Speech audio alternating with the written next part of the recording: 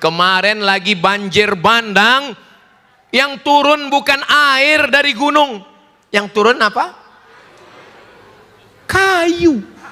Allah tidak pernah menurunkan kayu, Allah menurunkan air. Dari air tumbuh kayu. Kayu hidup nggak mungkin hanyut. Gelondongan-gelondongan kayu turun dari gunung. Yang motong ini lebih jahat dari Israel. Makanya saya seumur-umur belum pernah sholat istisqa. Diundang bupati, gubernur, wali kota, kepala desa, dusun, kepala dinas, kepala badan, kepala kantor yang ada kepala, tidak berkepala. Ustadz Somad sholat istisqa, enggak mau, sekalipun saya enggak mau. Kenapa? Karena kita berdoa minta hujan, ternyata yang bakar hutan ikut sholat istisqa. Kita hanya sebagai pelengkap sandiwara. Allah mau menunjukkan hujan, gunung bukit tidak lagi bisa menampung, menahan akar kayu, turun gelondongan-gelondongan, menabrak jembatan, menghancurkan rumah. Ya Allah, tolong saudara kami yang sedang teraniaya, yang sedang kena banjir, mudah-mudahan Allah menurunkan pertolongan. Kalau mereka meninggal, meninggalnya syahid insya Allah. 2 orang polisi dari Riau yang ditugaskan ke Sumatera Barat, terbawa arus sungai, anak istrinya tinggal, mudah-mudahan diberikan ketabahan. Dan saudara kita yang masih punya kemampuan, kita punya masalah di Indonesia, banyak banjir, kenapa kita mesti nolong Palestina? Yang ngomong-ngomong begitu di Indonesia pun nggak nolong, ke Palestina pun nggak nolong. Kita yang banyak nyumbang tadi bukan berarti dia nggak peduli kepada Indonesia. Yang Indonesia, yang musibah, yang kebakaran, yang tsunami, yang kebanjiran, kita tetap tolong. Assalamualaikum warahmatullahi wabarakatuh.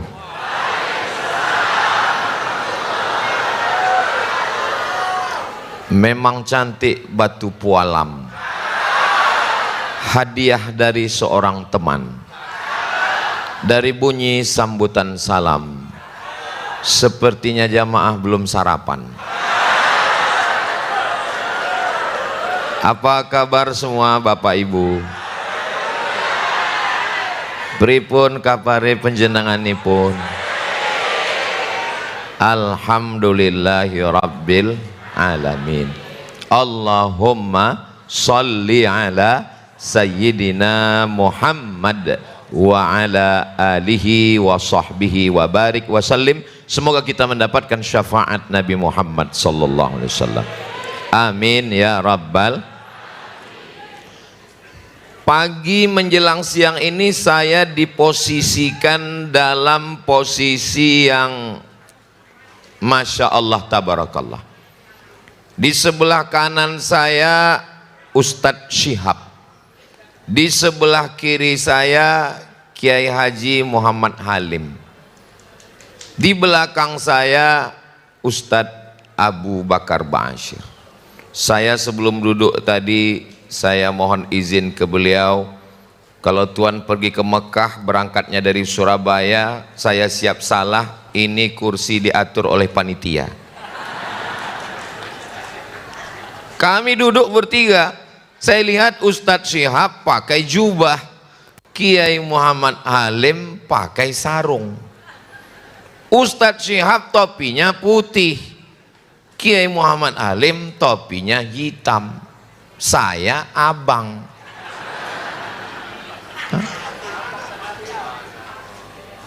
Ustadz Syihab belakangnya awalnya Ustadz, Kiai Muhammad Halim pakai kiai. Yang sebelah kanan pakai jubah, yang kiri pakai sarung, saya pakai celana. Yang sebelah kiri kokonya hitam, yang sebelah kanan jubahnya putih, saya pakai batik. Ini salah kostum saya ini. Ternyata memang sesuai dengan kota tempat kita tinggal. Disinilah indahnya perbedaan. Mau pakai sarung, mau pakai jubah, mau pakai batik, mau pakai celana, yang penting menutup aurat. Kalau yang pakai sarung kelahi dengan yang pakai jubah, yang ketawa, yang mestinya yang pakai sarung, yang pakai jubah, yang pakai celana bersama-sama untuk menyelamatkan yang belum menutup aurat. Dan ini saya menemukan kebersamaan ini multi ormas, macam-macam mazhab, aliran, Nahdlatul Ulama, Muhammadiyah bisa bersama. Apa filosofinya? Bersama, bersatu dalam perbedaan menuju peradaban yang lebih mulia. Jadi kabupaten, kota, provinsi, daerah dari Sabang sampai Papua yang masih ada gesekan, gontokan antar ormas, antar ulama, antar ustadz, antar pondok, silakan datang studi banding ke Solo. Semuanya berangkat kebersamaan ini dari Solo, insya Allah. Amin ya rabbal alamin. Tapi kalau hanya sekedar ormas, hanya sekedar ustadz, alim ulama, mungkin sulit terwujud. Karena dalam Al-Quran, ati'ullah wa ati'ur rasul wa ulil amri minkum. Alhamdulillah, tadi sebelum ke lokasi saya bertemu dulu dengan bayangan saya, wali kota itu orangnya tua. Jadi pas ketemu salaman ya saya biasa aja, ada yang bisiki, Ustadz Somad ini Mas Wali. Oh Masya Allah, orangnya lembut sekali, ngomong suaranya nyaris nggak terdengar. Iya, saya mau jalan, saya segan jalan di depan karena beliau wali kota. Beliau juga segan, sungkan jalan ke depan. Akhirnya kami nggak jalan-jalan.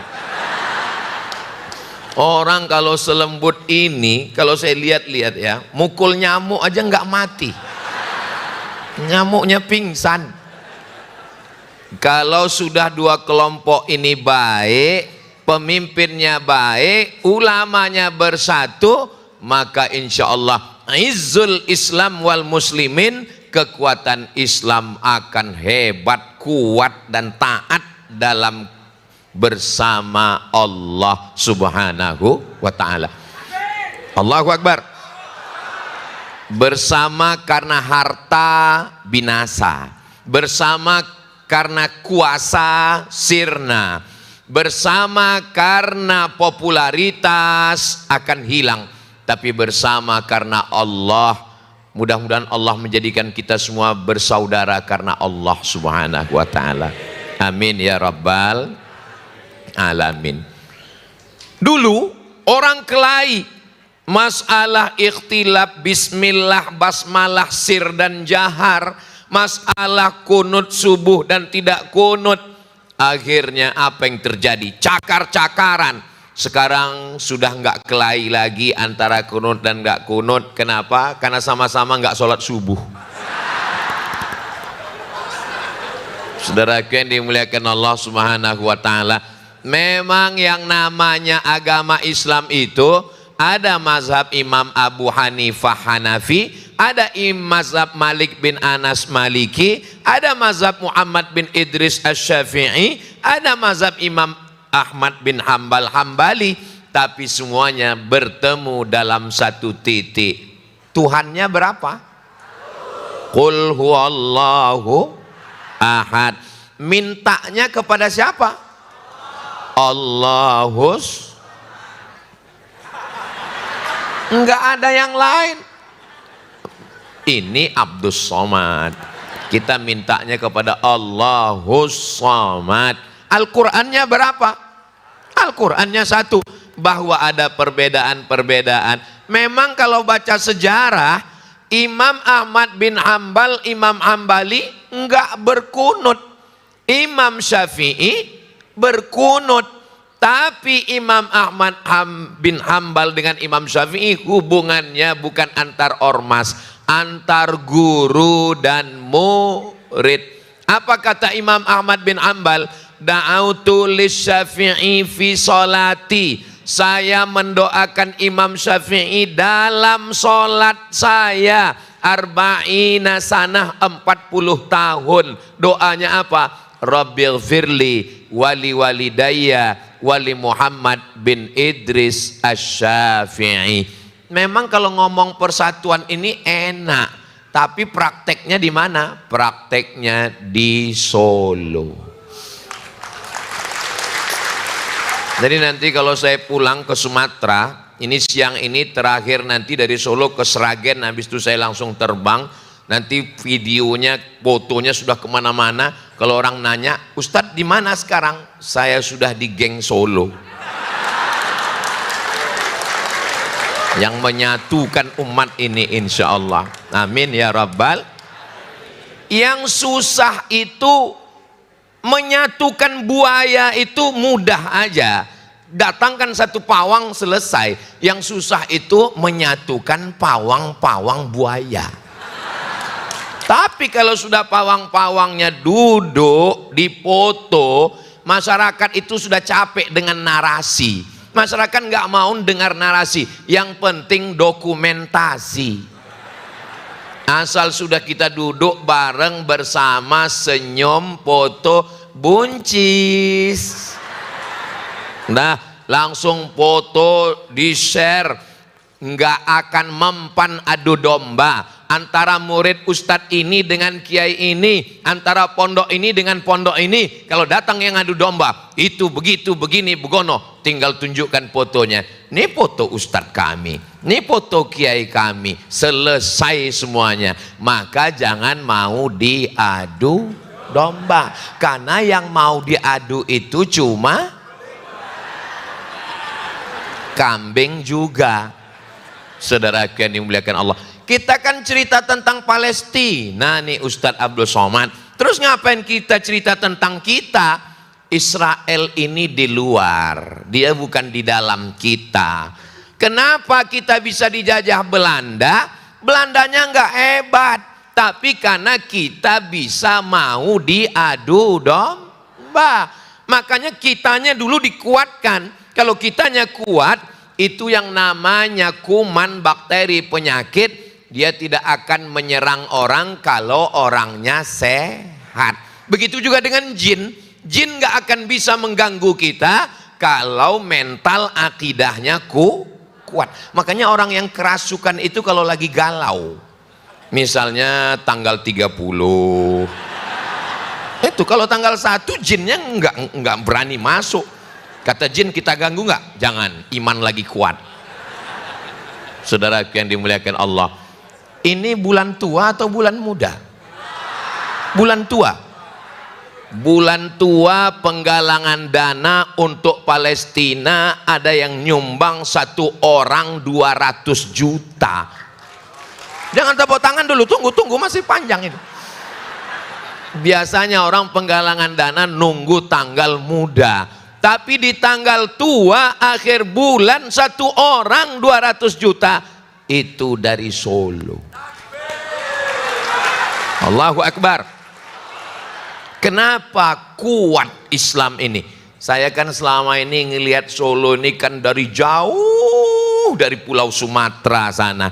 Fotonya sampai hari Jumat yang lalu, bahwa ada gambar Sultan sholat Jumat, ada komentarnya di bawah. Sultan-sultan di Kesultanan Surakarta itu setelah dilantik mesti sholat Jumat 40 kali, nggak boleh tinggal, dan inilah gambarnya. Saya penasaran, nanti saya pengen ke masjid itu. Ternyata pagi ini saya di masjid tempat saya lihat itu. Maka saya tadi masuk ke dalam, pas saya masuk, oh nggak ada orangnya. Loh, ini acaranya di mana? Kok kosong? Ternyata acaranya dibuat di luar melimpah ruah. Saya sudah ngambil foto sama kiai di depan mihrab, di depan mimbar, penyerahan buku sejarah. Kenapa pemimpin-pemimpin dulu itu membangun masjid dengan bangunan yang megah 1745, 200 tahun sebelum Indonesia proklamasi merdeka? Karena pemimpinnya dididik untuk ke masjid.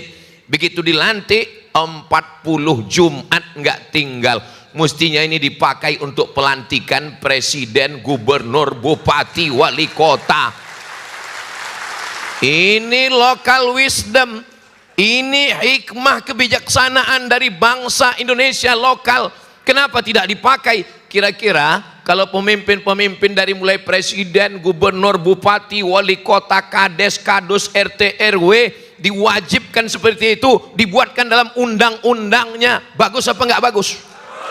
Setuju apa enggak setuju? Hebatnya ulama zaman dulu bisa bergandeng dengan para sultan.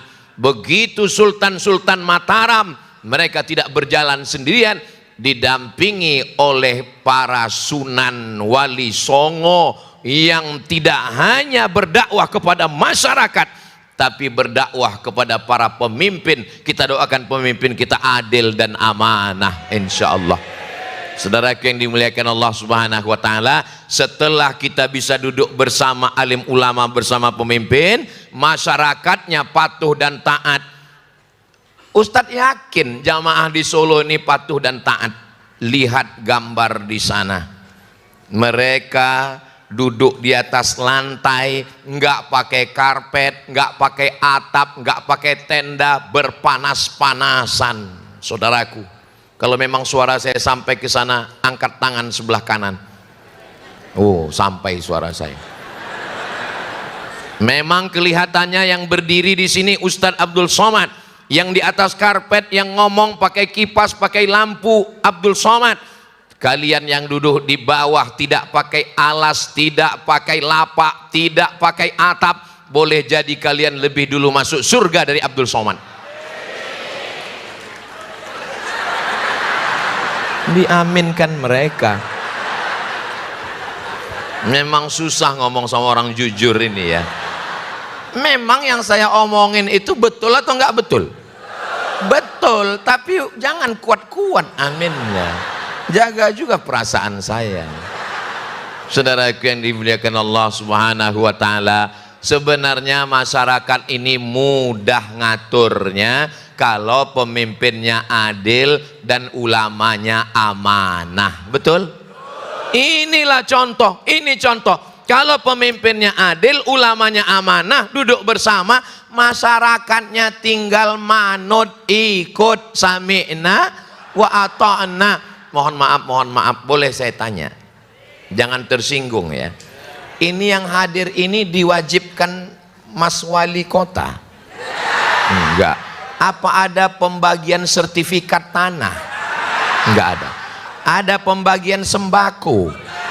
Ini menunjukkan masyarakat patuh, taat, adem, ayem, manut, nurut. Yang penting pemimpinnya adil, ulamanya duduk bersama. Betul? Mudah-mudahan ini menjadi contoh buat kabupaten, kota, desa, dusun dimanapun berada. Tapi Ustaz Somad kan ngomongnya di Solo. Apakah mungkin berita ini sampai ke sana? Insya Allah, karena ini akan di-share melalui sosial media dan di-upload di channel Ustadz Abdul Somad Official. Jangan lupa subscribe, like, share, and comment. Nah, jadi yang dikuatkan itu ke dalam dulu. Setelah ke dalamnya kuat, baru kita cerita ke Israel. Jangan kemana-mana, kita lanjutkan setelah yang satu ini. Dia kalau pakai Allahu Akbar, Allahu Akbar, itu namanya takbir susulan. Tidak ada kata-kata terlambat. Kenapa dari tadi takbir, takbir, takbir? Karena apa yang sering kita ucapkan, apa yang sering kita pikirkan, apa yang sering kita dengarkan, apa yang sering kita renungkan, itulah yang akan datang nanti ketika kita mau sakaratul maut. Makanya orang kalau dia suka takbir, takbir, pas mau mati juga nanti Allah ilaha illallah. Makanya jangan salahkan orang takdir. Ibu juga begitu. Kalau ada yang ngajak ngomong aib, cerita orang, gosip, langsung Allahu Akbar. Begitu, siap. Nanti kalau suaminya ngeyel macam-macam. Mana kopi, kenapa lambat? Allahu Akbar. Bapak juga begitu. Kalau istrinya cerewet, oh, apa ini ngalor ngidul ngetan. Allahu Akbar. Siap? Sudah sama siap takbir ini semuanya. Ada negara namanya Israel. Israel ini sebetulnya artinya baik. Isra artinya hamba, El artinya Tuhan. Israel, Mikael, Jibrael, Israfel, itu bahasa Ibrani. El artinya Tuhan, Isra hamba, El Tuhan, Israel hamba Tuhan. Bagus nggak nama orang hamba Tuhan? Bagus. Nama yang paling bagus itu hamba Tuhan. Abdullah, Abdurrahman, Abdurrahim, Abdul Somad. Tapi jangan setelah ini lalu manggil saya, hai Israel. Tapi, tolong hati-hati. Yuharrifunal kalima amma wadi'ihi. Mereka membelokkan, mereka menyimpangkan, mereka menyesatkan. Israel itu siapa Pak Ustadz? Namanya Yakub alaihi salam. Nabi Yakub. Nabi Ibrahim punya anak namanya Ishak. Nabi Ishak punya anak namanya Yakub. Nabi Yakub punya anak namanya Yusuf. Nabi Yusuf punya saudara namanya Yahuza. Yahuza punya anak cucu Yahudi. Kita ulang. Nabi Ibrahim punya anak namanya Ishak. Nabi Ishak punya anak namanya Yakub. Yakub namanya dua, satu Yakub, satu lagi Israel. Nabi Yakub punya anak namanya Yusuf. Nabi Yusuf punya saudara namanya Yahuza. Tolong ingat baik-baik, ini keluar dalam UAS ujian akhir semester. Tapi ini nabi-nabi ini nggak salah, mereka ini betul. Lalu kemudian sejarahnya ini dibelokkan, disesatkan. Lalu mereka mengatakan bahwa Israel pernah bergulat. Tahu gulat? Bergulat. Israel bergulat. Makanya Israel itu mereka artikan maknanya al-musari' lillah. Israel orang yang bergulat dengan Tuhan. Israel, Tuhan bergulat. Tuhannya kalah. Tuhannya kalah. Karena Tuhan kalah, maka mesti ngasih hadiah. Lalu Tuhan datang ke Israel. Kata Tuhan, Israel, aku kalah ya. Terus aku ngasih hadiah. Maka Tuhan memberikan hadiah kepada Israel. Hadiahnya adalah tanah Palestina. Jelas? Kalau nggak jelas saya ulang sekali lagi. Kalau Tuhan pergi ke Pekan, jangan lupa membawa kikir. Memang kalau belum sarapan susah berpikir. Israel bergulat dengan Tuhan, lalu Tuhannya kalah, dan Tuhan ngaku kalah. Karena saya kalah, saya ngasih hadiah sama kamu Israel. Hadiah yang diberikan adalah tanah. Sekarang paham kenapa mereka ngotot mau ngambil Palestina? Karena tanah itu adalah tanah pemberian Tuhan kepada nenek moyang mereka, karena Tuhannya kalah. Maka mereka dengan bangga ngomong, jangan kelawan saya, Tuhan aja kalah apalagi kalian. Tidak ada di dunia ini aliran agama yang paling sesat, paling gila daripada Israel. Kenapa? Di mana-mana orang yang namanya Tuhan itu kuat. Di Israel Tuhannya aja kalah. Gila memang Israel ini. Ini Ustadz ngomong begini sumbernya dari mana? Judul bukunya Tarikh Ad-Diyanah Al-Yahudiyah. Yang bahasa Indonesia ada nggak Pak Ustadz? Sudah diterjemahkan, sampulnya warna hitam. Judulnya Sejarah Agama Yahudi. Saya nggak percaya tuh kalau buku terjemah, percaya. Karena nama penterjemahnya Abdul Somad. Ujung-ujungnya jual buku. Saya nggak jual buku karena buku ini dulu waktu saya tulis, saya terjemahkan, sudah saya jual habis ke penerbit. Habis itu penerbitnya cetak ulang beribu-ribu, ratus ribu eksemplar, jual, saya nggak dapat apa-apa. Kenapa Ustaz nggak minta royalti? Karena saya sudah jual habis. Kenapa Ustaz nggak cetak sendiri? Saya nerjemah buku ini dulu lama, saya nggak tahu bakalan viral. Makanya adik-adik kalau nerjemah buku jangan dijual, cetak sendiri. Kenapa? Mana tahu nanti diusir-usir viral seperti saya. Nah, itulah kenapa kalau nanti ada yang nanya, anak ibu nanya, mama, ya, kenapa Israel itu ngotot mau ngambil Palestina? Ya pokoknya dari dulu udah begitu.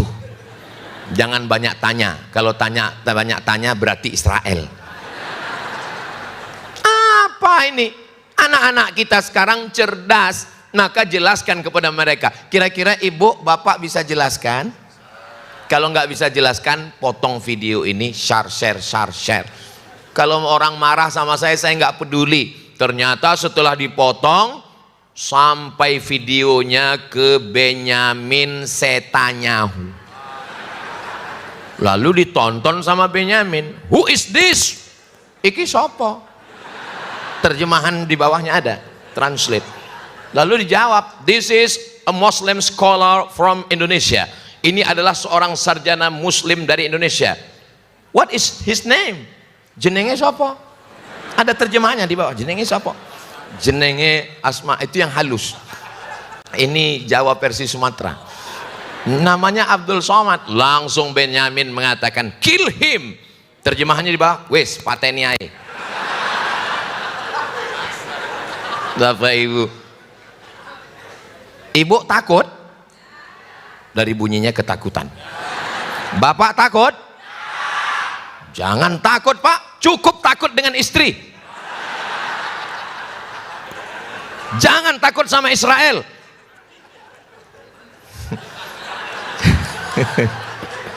Bapak berani sama istri? Dari suaranya memang. Suami yang takut sama istri, kalian nanti kalau mati nggak kena azab kubur. Karena waktu mau diazab, ini nggak usah diazab lagi karena sudah terlalu azab di dunia.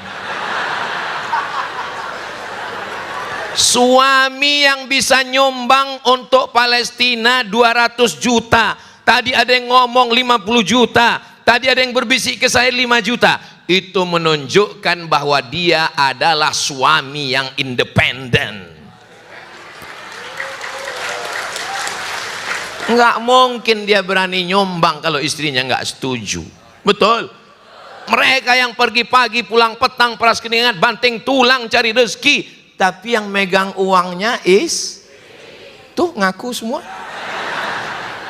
Kalau ada istri yang nanya suami, kamu lagi di mana? Pulang jam berapa? Jalan sama siapa? Slip gaji mana? Kunci motor mana? Berbahagialah Pak, karena kalian dikawal oleh security syariah. Kalau kalian punya istri solihah seperti ini, orangnya baik, taat sama Allah, beribadah, mereka cuman ingin sayang supaya kalian tidak dilarikan pelakor. Betul Bu? Supaya kalian tidak terekam CCTV. Betul Bu? Hari ini saya menjadi juru bicara security syariah. Tapi jangan salahkan kalau sekali-sekali saya juga menjadi juru bicara laki-laki yang teraniaya. Saudaraku yang dimuliakan Allah Subhanahu wa taala. Lalu kemudian dulu tanah ini diambil oleh tetangga sebelah. Ngambil.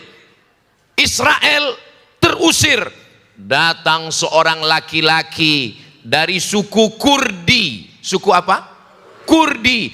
Namanya Salahuddin Al-Ayyubi. Bukan Arab. Salahuddin Al-Ayyubi membebaskan panglima besar tentara Inggris, namanya Richard the Lion Heart. Lion Heart. Lion itu apa ya lion? Pesawat. Lion itu singa. Di Sumatera yang namanya lion itu jadi raja, si singa Mangaraja. Di bumi Melayu singa itu jadi raja, namanya Narasinga. Lalu kemudian di Inggris namanya Richard the Lionheart yang ingin menghancurkan dalam perang salib. Apa yang terjadi? Richard the Lionheart demam. Singa pun bisa demam juga. Kenapa? Karena terlalu sering diganggu singa betina. Akhirnya ketika dia sedang di kemah, sedang demam, tiba-tiba masuk ke dalam kemahnya seorang laki-laki berjubah bertutup kepalanya dan langsung membangunkannya tidur. Bangun engkau wahai, wake up, wake up. Ternyata kalau habis makan soto Solo ini lancar bahasa Inggris. Wake up. Akhirnya Richard the Lionheart jaga bangun dari tidurnya dan dia bertanya, who are you? Kamu siapa? Ana Salahuddin Al-Ayyubi. Salahuddin Al-Ayyubi bisa masuk menerobos pasukan tentara dan masuk ke dalam kemah Richard the Lionheart. Kata Salahuddin, kalau aku mau, aku bisa mencabut pedangmu dan membunuhmu Richard. Tapi aku datang bukan sebagai tentara, bukan panglima perang. Aku datang sebagai seorang muslim membawakan obat demam. Disitulah dia tertawan. Ini kisahnya bisa dilihat di mana Pak Ustadz? Tonton filmnya. Saudaraku yang dimuliakan Allah Subhanahu wa taala, akhirnya umat Islam menang menguasai Palestina. Ketika umat Islam menguasai Palestina, gereja tegak berdiri, saudara kita Kristen Ortodok tetap ada, sinagog Yahudi ada, siapapun tetap bisa bertetangga, berkawan dan bersahabat. Apakah Islam mengajarkan membunuh orang tidak Islam? Apakah orang Islam bisa satu kantor dengan non-muslim?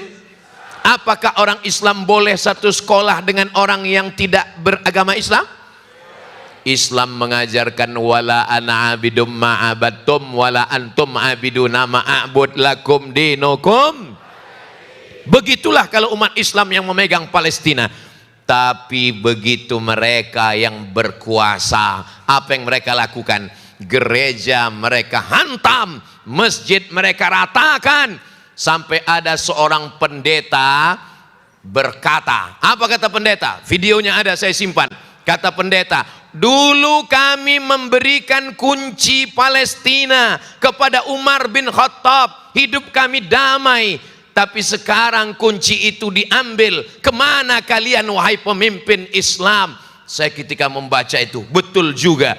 Dulu kunci Palestina itu diserahkan kepada Umar bin Khattab. Apa kata pemimpin yang memegang kunci Palestina? Saya hanya mau menyerahkan kunci Palestina kepada Umar bin Khattab. Dia nyuruh Umar bin Khattab datang dari Madinah ke Palestina. Umar bin Khattab dia bayangkan akan datang dengan baju kebesaran. Karena memang dulu raja-raja itu pakai baju kebesaran, ukurannya XL. Dia bayangkan ini akan datang dengan kereta kencana, dengan pengawal yang hebat. Ternyata Umar bin Khattab datang berdua dengan hamba sahaya. Cuman berdua. Dan kendaraannya satu. Mereka ganti-gantian. Kadang Umar di atas, kadang pembantunya di bawah. Kadang pembantunya di atas, Umar di bawah. Ketika mau mendekati pintu Palestina, kebetulan lagi giliran Umar yang narik hewannya, pembantunya yang di atas. Yang megang kunci Palestina nanya, Umar bin Khattab yang mana? Sama seperti saya tadi bingung, yang wali kota yang mana? Karena bentuknya sama, nggak bisa dibedakan, nggak ada jengkolnya. Sekarang orang petantang petenteng dengan seragamnya, dengan kehebatannya, padahal semuanya akan mati dipakaikan dengan kain kafan. Saudaraku yang dimuliakan Allah Subhanahu wa taala, Islam kalau dia berkuasa, maka semuanya akan terjaga, terpelihara. Tapi apalah daya, direbut oleh Israel. 1946 ketika mereka datang beramai-ramai, mereka mulai menghabisi, dan sekarang yang mereka ambil adalah Gaza. Nanti setelah Gaza diambil, puncaknya mereka akan mengambil Al-Masjidil Aqsa. Subhanalladzi asra bi'abdihi laila minal masjidil haram ilal masjidil. Itu Palestina urusan orang Islam. Palestina bukan urusan orang Indonesia. Palestina bukan urusan kita. Penjajahan di atas dunia harus dihapuskan karena tidak sesuai dengan pri kemanusiaan dan pri keadilan. Apa itu yang saya baca? Ketahuan sudah lama nggak upacara. Saya membacakan itu setiap hari Senin waktu SD, waktu di pondok. Penjajahan di atas dunia harus dihapuskan karena tidak sesuai dengan pri kemanusiaan dan pri keadilan. Itu bukan Al-Quran, itu bukan hadis Nabi, itu adalah pembukaan Undang-Undang Dasar 1945. Jadi kalau bukan orang Islam tapi orang Indonesia, maka penjajahan di Palestina oleh Israel mesti dihapuskan. Untuk ngerti masalah Palestina nggak perlu jadi orang Islam, cukup jadi manusia. Untuk ngerti masalah Palestina nggak perlu jadi Muslim, cukup jadi manusia. Berarti yang nggak ngerti masalah Palestina berarti bukan. Saya nggak ada ngomong begitu. Saudaraku yang dimuliakan Allah Subhanahu wa Ta'ala, adakah agama di dunia yang membenarkan membunuh anak-anak? Enggak ada, tidak ada. Kenapa? Karena insan pers nggak boleh dibunuh, medis nggak boleh dibunuh, dokter nggak boleh dibunuh, anak-anak dibunuh. Kenapa orang Israel membunuh anak-anak? Ibu tahu jawabannya? Saya pun nggak tahu. Kenapa mereka membunuh anak-anak? Karena mereka sedang menunggu juru selamat. Siapa yang mereka tunggu? Juru selamat. Namanya mereka beri namanya Mesiah. Siapa namanya? Mesiah. Mesiah ini lagi di langit. Menurut mereka lagi nongkrong, lagi ngopi di langit. Dia mau turun ke bawah. Kalau di bawah itu tanahnya sudah merah. Sekarang tanah Palestina itu merah apa hitam? Hitam. Tapi sudah mulai merah dengan darah anak-anak Palestina. Lalu kemudian Mesiahnya ngelihat ke bawah. Mesiah, medun. Apa kata Mesiah? Urung abang. Kata Mesiah. Iya itulah. Mesiah mau turun kalau semua tanah Palestina itu merah. Setelah semuanya merah, barulah Israel mengatakan, Mesiah, merah menyala abangku. Barulah dia turun ke bawah. Mereka menunggu. Jadi mereka menanti-nantikan. Mesiah artinya ngusap. Apa arti Mesiah? Ngusap. Tahu ngusap? Ngusap. Makanya kalau ada orang setiap pengajian ngusap, itu berarti kok Mesiah? Ngantuk. Kenapa dia disebut ngusap Mesiah? Karena setiap dia usap orang lumpuh berdiri, dia usap orang buta melek, dia usap orang mati hidup. Lalu orang menyangka dia Al-Masih, padahal dia adalah Al-Masih Ad-Dajjal. Dajjal artinya palsu.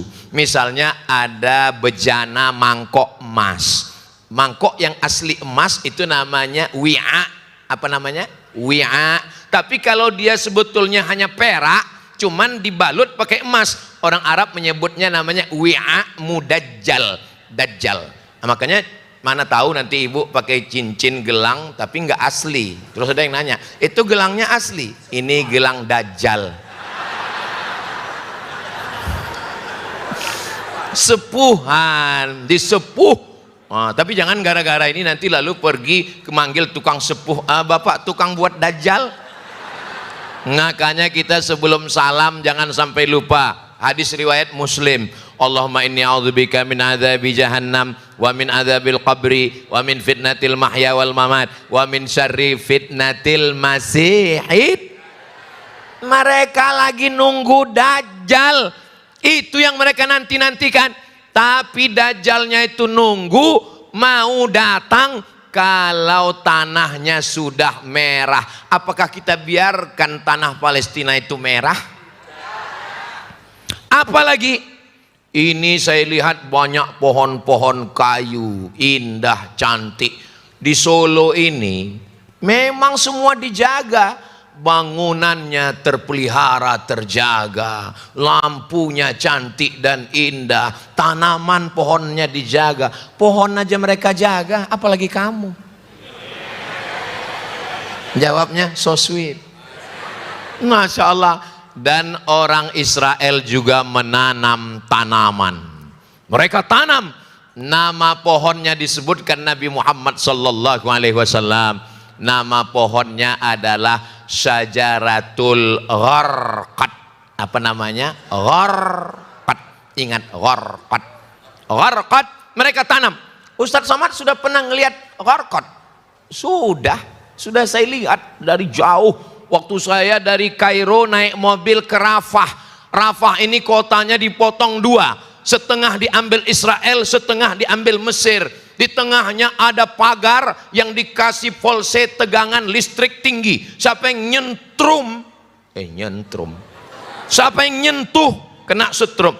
Kami ngintip dari celah-celah pagar, melihat ada pohon hijau. Saya tanya, iku apa? Mereka menjawab Syajaratul Gharqad. Allahu Akbar.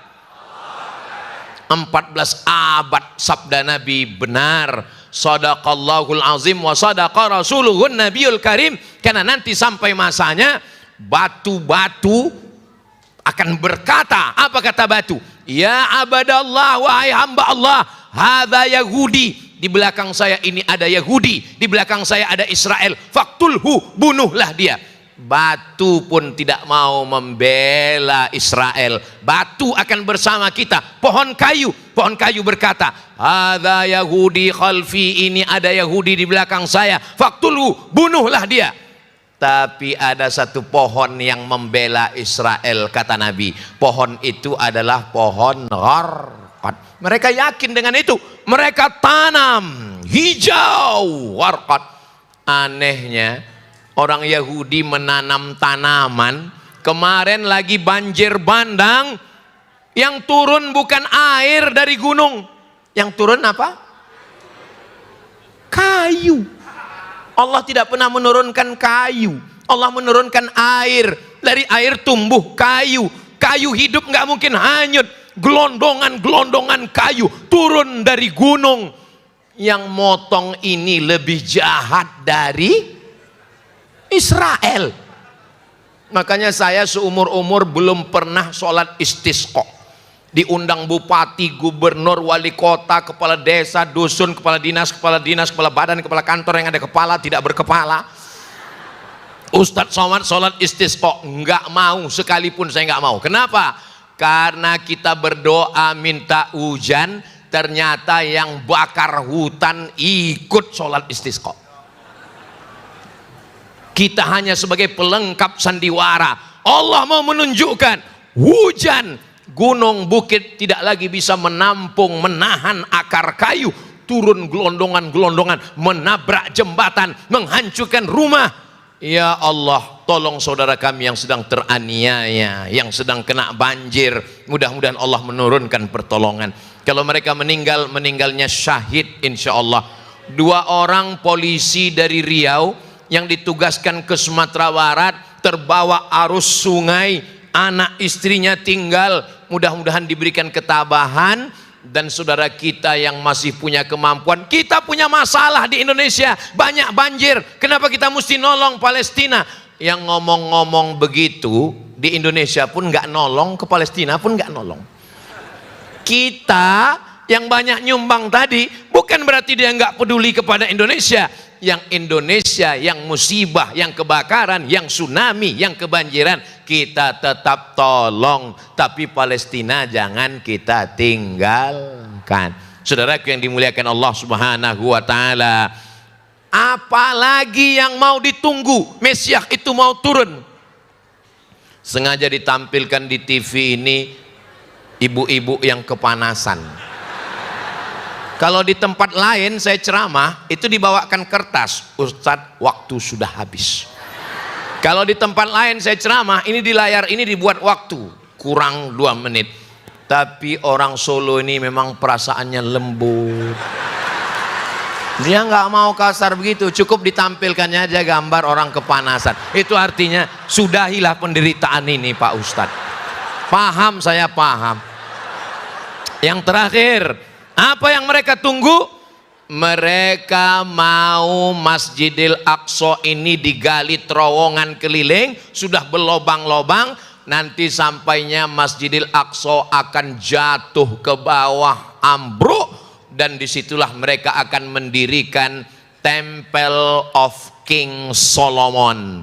Tulis di Google, Temple of King Solomon, harus lengkap, jangan cuma temple nanti keluar tempel ban. Temple of King Solomon, tulisannya Temple of King Solomon. Artinya apa? Mereka mau membangun istana Sulaiman. Sulaiman bagus, Nabi Sulaiman gak salah. Mereka yang membelokkan sejarah Sulaiman. Ada yang penulis Indonesia mengatakan raja paling hebat itu Nabi Sulaiman, yang kekuasaannya katanya sampai ke Yogyakarta. Sulaiman.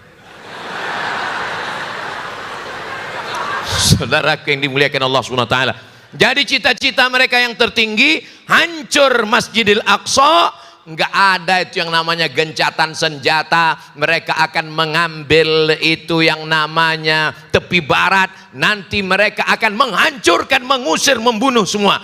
Dan mereka akan mendirikan Temple of King Solomon. Berdirilah negara The Great Israelian, Israel Raya. Israel Raya itu batas negaranya mana? Batasnya sesuai dengan gambar benderanya. Ibu masih ingat gambar bendera Israel? Bapak masih ingat? Pejamkan mata. Apa yang kelihatan? Rekening. Coba pejamkan mata, bayangkan bendera Israel. Ada garis 1 di atas, ada garis 1 di bawah. Garis yang di atas itu adalah Sungai Bengawan Solo. Sungai Nil. Ada 1 garis di bawah, itu adalah Sungai Efrat. Sungai Nil di Mesir, Afrika Utara. Sungai Efrat, Irak, Asia. Mereka akan buat negara luas terbentang dari Afrika Utara ke Asia. Berapa negara yang akan mereka ambil? Mesir, apalagi Suriah, Lebanon, Palestina, Yordania, Irak, sebagian Saudi Arabia. Apa kata Presiden Israel Golda Meir? Presiden pertamanya Golda Meir, perempuan. Ketika dia dilantik, apa kata dia? Aku mencium harum semerbak nenek moyangku di Madinah. Waktu dia pelantikan, dia mengatakan, aku mencium harum semerbak nenek moyangku di Madinah. Karena di Madinah ada 4 Yahudi, Bani Nadir, Bani Quraizah, Bani Qainuqa, Yahudi Khaybar. Maka kita semarakkan Khaybar. Khaybar, Khaybar ya Yahud, Jaisu Muhammad saufa ya'ud. Wahai Yahudi, Khaybar pernah kami rebut, kami akan mengambilnya. Takbir. Ini tausiah saya hari terakhir, hari Kamis, Jumat, Sabtu, Ahad. Jadi sebetulnya saya ini sudah baterainya sudah habis. Makanya waktu saya lihat jadwal terakhir di mana? Di Solo. Saya tahu orang Solo itu kan lemah lembut, berarti nggak boleh suara menggelegar. Sebetulnya saya di sini nih mau ngomongnya lemah lembut. Cuman kan nggak sesuai bicara Palestina. Marilah kita bunuh Israel. Mari kita hancurkan Israel. Mari kita hancurkan Israel, nggih? Kan nggak sesuai kan? Itu. Jadi sebetulnya kalau tenaga Ustadz Somad itu ustadz yang keras. Saya bukan keras, sound sistemnya mantap. Jadi nanti jangan ini di-upload ada yang komen, Ustadz Somad nggak layak ngomong begitu di Solo. Solo itu orangnya lemah lembut, tata krama, sopan santun, budi bahasa. Ustadz mungkin dari Sumatera ngomong begitu karena anginnya kencang. Tapi kami di sini, ya temanya kan tentang Palestina. Jadi bersuara begini nih, saya kalau sehari-hari lembut, nyaris nggak terdengar. Apalagi sama istri saya. Saudaraku yang dimuliakan Allah Subhanahu wa taala, mudah-mudahan pertemuan kita ini diridhoi Allah Subhanahu wa taala. Banyak omongan saya, tutur kata saya yang menyinggung perasaan ibu, bapak, alim ulama, para kiai, para alim, hadratal muhtaramin wal mukarramin. Maukah Bapak Ibu memaafkan saya? Akhirnya di akhir majelis ini saya tutup dengan pantun penutup. Menangkap puyuh di Bukit Selasih. Thank you dan terima kasih. Ada satu lagi, tunggu. Madiun lemahe teles, matur nuwun Gusti Allah sing bales. Assalamualaikum warahmatullahi wabarakatuh.